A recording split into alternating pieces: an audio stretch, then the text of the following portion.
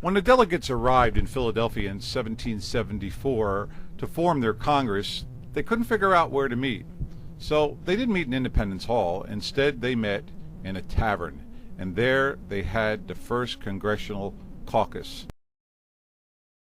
Philadelphia, they didn't know if they were going to meet in Independence Hall or not. Independence Hall belonged to the king, so they all gathered there in the City Tavern in Philadelphia, and there they decided that they would meet at Carpenters Hall. Next question is, who presides, who runs it, what do we call him, chairman, what have you? Well, they decided to call him a president. President means to preside, and they elected Peyton Randolph, the first president of the Continental Congress. Originally just called Congress, the word Continental was added to the name on October 20th, 1774 in the Articles of Association, primarily to distinguish this Congress from the many Congresses being held throughout the colonies at the time. The Articles of Association were an alliance between the colonies that later became states, and not a constitution per se. Shortly after the Articles of Association, Peyton Randolph had to leave for Virginia, and they elected Henry Middleton, a wealthy southern plantation owner, the president. And he completed the letter to the inhabitants of Quebec, asking them to join the United Colonies, and also a letter to the king.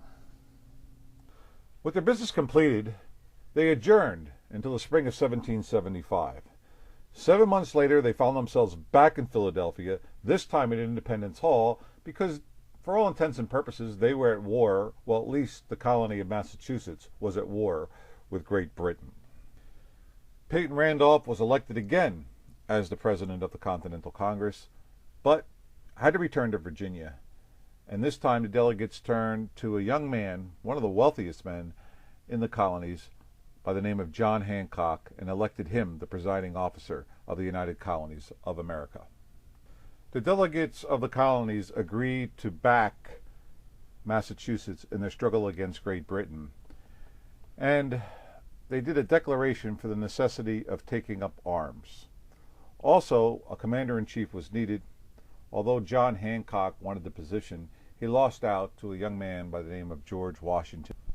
Under Hancock's presidency, George Washington managed to eject the British from Boston.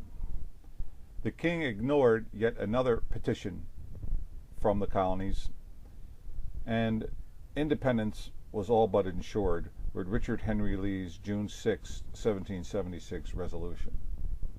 On July 2nd, the United Colonies of America declared their independence from Great Britain. With the passing of this resolution on July 2nd, they became free and independent states. But they had a problem. You couldn't run your country off even the Declaration of Independence, which was passed July 4th, 1776. You had to have a federal constitution. Additionally, they had to rush back to their home states because they were no longer colonies, and they had to form new governments and a new constitution for the states. And 6 was a busy summer for the delegates, and it all occurred in the Pennsylvania State House, which is Independence Hall. Constitution there, but Washington was beaten in Long Island, he was beaten in Manhattan, and then he was beaten in New Jersey, and he went over to Delaware, so they fled over here into Baltimore to the Fite House. So now they're in Baltimore trying to put together a constitution, because you can't run the nation off of a Declaration of Independence. Well, Washington surprises them in Trenton, wins the battle, the British go back. They go from Baltimore, and they're back here at Independence Hall, working on the Constitution. The British launch another attack. They capture Philadelphia, so off they go to Lancaster. The courthouse is kind of small. They figure they'll go over to Susquehanna to a courthouse that's a little bit bigger, not as a busy area, and they got the river protecting them, so they go over here to York. In York, they finally put together our first Constitution. It's called the Articles of Confederation, but they make one error. They say all 13 states have to ratify it before it becomes a constitution. So now they're having problems, because do they follow the Articles of Confederation, the new constitution, or do they file the Articles of Association, which is kind of, just an operating agreement? Well, a year goes by, another year goes by, another year goes by, and finally They go back to Independence Hall, and the Constitution of the United States, the Constitution of 1777, is ratified. The perpetual union of the United States is created, and instead of us having a United States House of Representatives, a United States Senate, and a United States Presidency, and a United States Supreme Court, we just have one office. It's the United States of America in Congress Assembled, or for short, the United States in Congress Assembled.